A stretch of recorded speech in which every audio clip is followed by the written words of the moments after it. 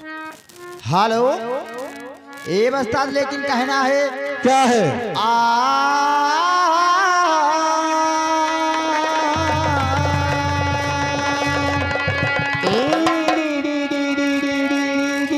तो सरस्वती ने स्वर दिया। अच्छा, तो सरस्वती ने स्वर दिया, अरे गुरु ने दीना ज्ञान और माता पिता ने जन्म दियो है। करम लिखियो भगवान। और कैसे?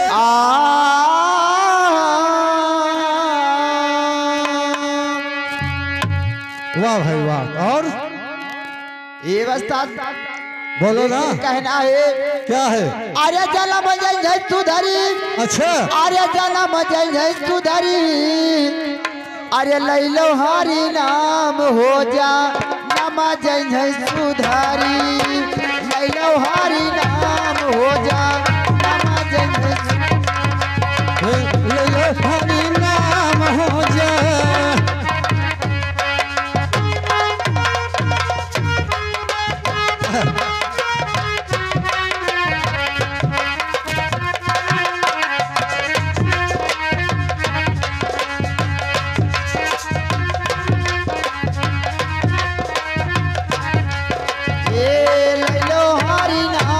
हो जा, नम जय सुधारी।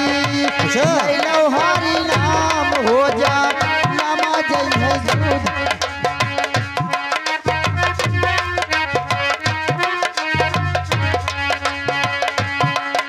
ये माई के गरा भावई में भगती के गुंजेला, भगती के गुंजला भैया, भगती के गुंज।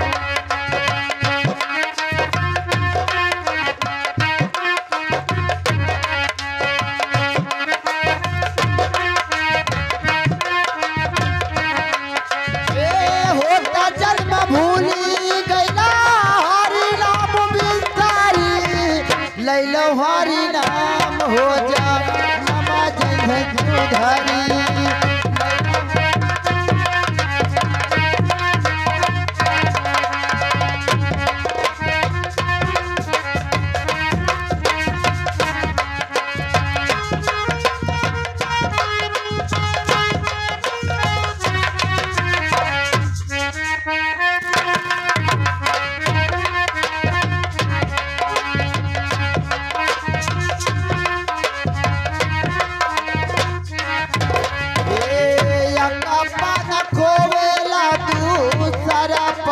खोवेला, अच्छा, पान खोवेला, दूसरा पान खोवेला।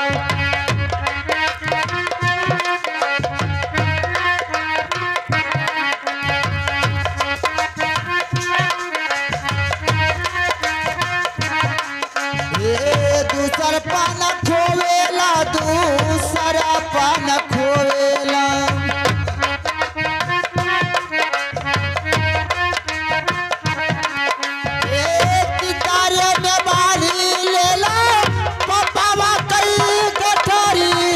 लैलो हरि नाम हो जा, नम जय सुधारी। लैलो हरि नाम हो जा, नम जय।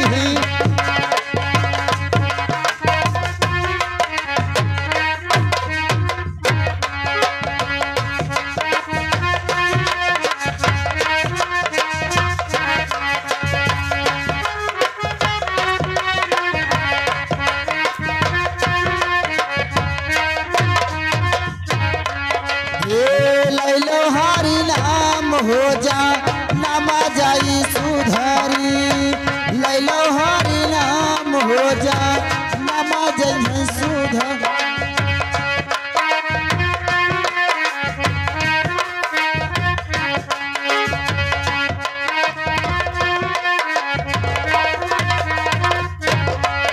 जा नम जय सुधारी, जा नम जय सुधारी।